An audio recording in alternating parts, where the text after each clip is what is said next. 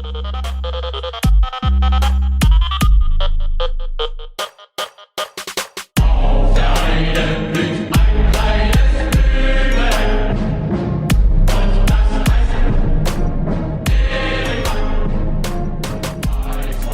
Harry, is it Tuesday, isn't it? Nah, it's Wednesday. Alright, it's Wednesday. What's up, everybody? Today we're gonna make a podcast.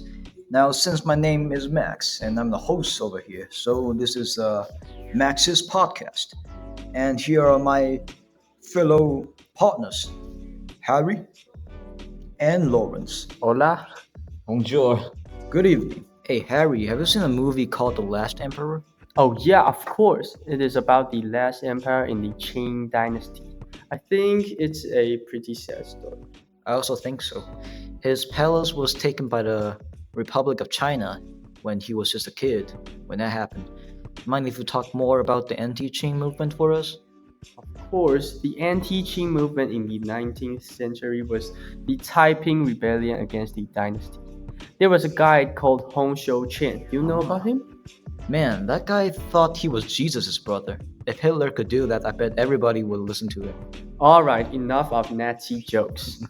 That guy ruled China and was trying to make a dynasty of his own. It was probably the most important event in China in the 19th century, and it took 20 million people's life. Well, that's crazy. What if I tell you that Taiping Rebellion wasn't the most interesting event in the downfall of the Qing dynasty?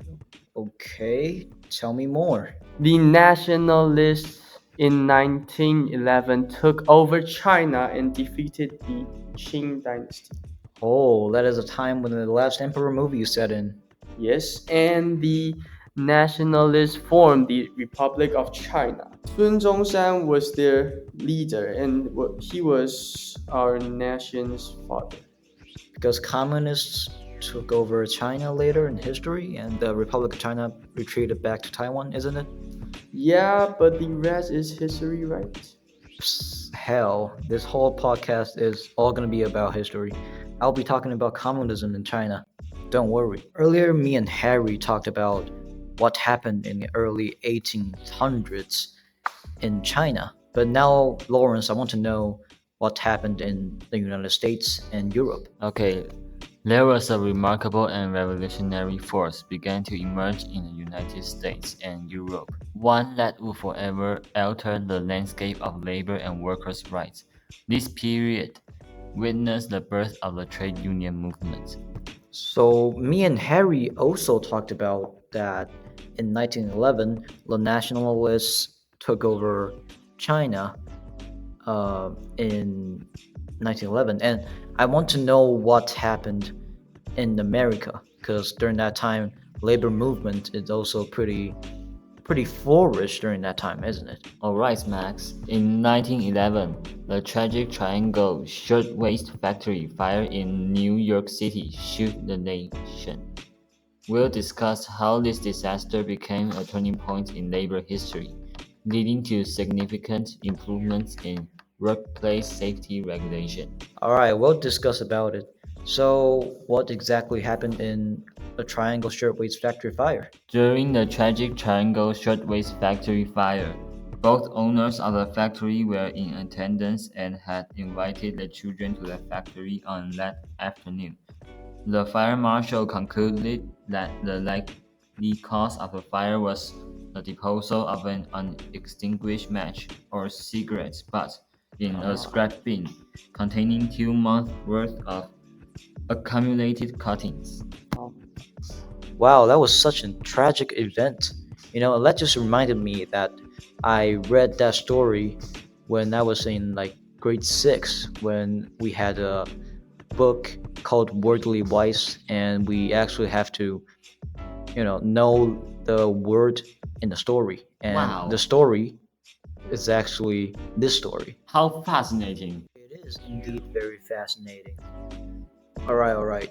Now we must keep the time going. Now let's talk about 1920s or 30s.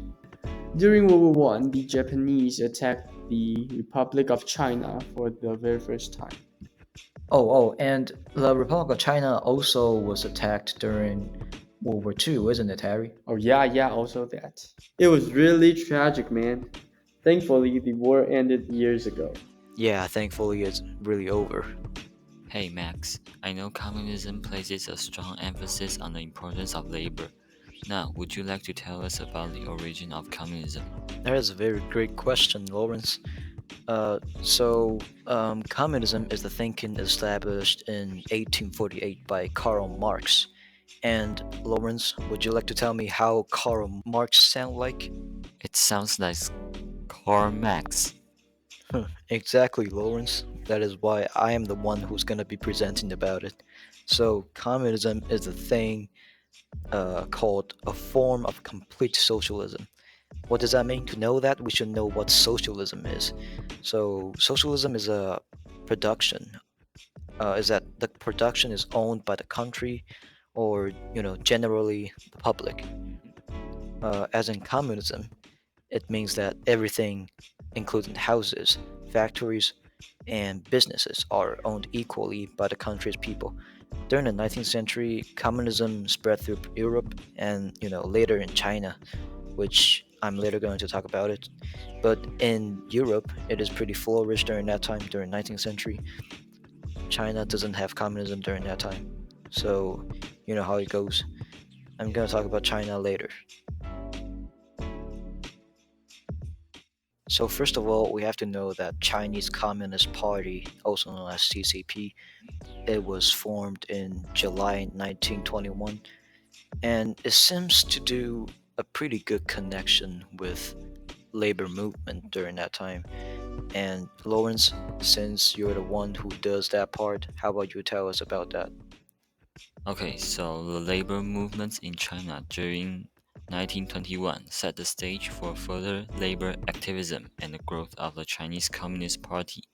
Over the coming decades, labor problems will continue to play a role in China's politics. Yeah, man, I even saw laborers protesting for low wages in the news of China. They can't even buy a loaf of bread or anything else.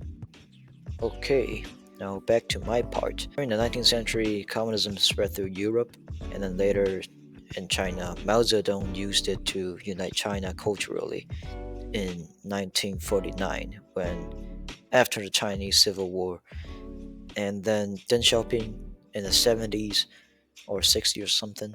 I kind of forgot about it, but Deng Xiaoping changed the system, the political system, into socialism so that they could create companies and grow faster in an economy. The people who used communism to rule countries often failed at the end of the day.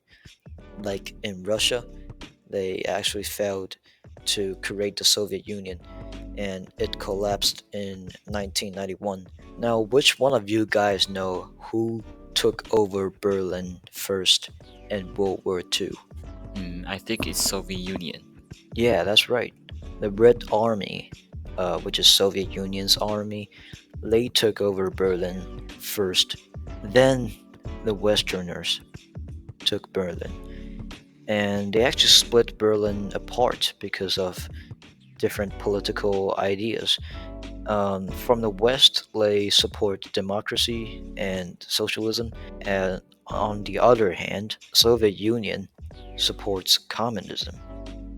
So they built up the wall to divide East Berlin and West Berlin, which is West Germany and East Germany. Stalin actually preferred to build the Berlin Wall, and he commended it because he thinks that a defeated Germany should be dismembered so it would not rise again to the strength of the government, so that it wouldn't threaten the European peace and security again. Alright, I think that's it for today. This is Harry, Lawrence, and Max. Max's Podcast Factory, and we will see you next time, maybe not tomorrow. Bye bye.